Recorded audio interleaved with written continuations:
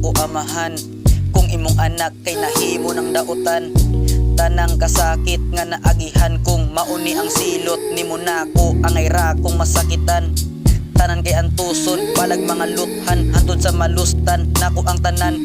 Ako nang bag-uhon akong kaugalingon, andam na kong ludhan ang dakong sala nako amahan. Naadik ko sa bisyo sa kong inahanog amahan, nahimo kong perwisyo hantod ang tanan. Nakalimtan agi lang saway ayong nga butang, pasaylo ako Ginoo mura ko butang. Agi anak nga butang wan ako kahimutang, sa kasakit na butang ikaw nalay bahala amahan. Kung asa ko ibutang kaysa sala nako nimo nga way kabutangan. Kulang ang tanan na kung pasaylo gikalimtan imongan, agi sa bisyong walay ayo. Maong ani ako karon sa imong atubangan, ug nangayo kog pasaylo tanggalon ang tanan ng imong ngalan amahan akong ibaylo. Wako kahibaw nganong ingon animan, puro ra ba kasakit ang tanan wala na bay pagkuman. Pasaylua amahan kung nalimtan nako imongan, pasaylua.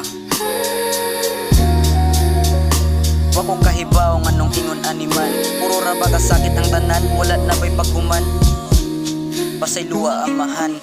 Kahibaw kong dili ingon ani kadali ang pasayloon sa taas, pero andam kuwaton kung kamaayo ang gawas. Pasaylo ako Ginoo sa napulo nimong suguwa nitoo.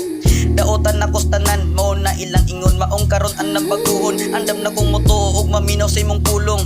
Kung sa unan na palaw ikaw ang niagak sa akong mga lakaw, abig ko kwarta ang gamhanan pero naapay labaw. Wa nay laing kundi atong amahan nga naas babaw.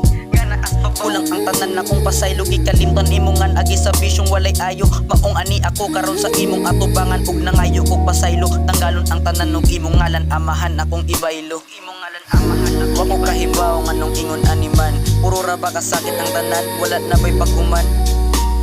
Pasaylua amahan kung nalimtan nako imongan, pasaylua. Wako kahibaw nganong ingon animan, puro ra ba kasakit ang tanan wala na bay pagkuman. Pasaylua amahan kung nalimtan nako imongan,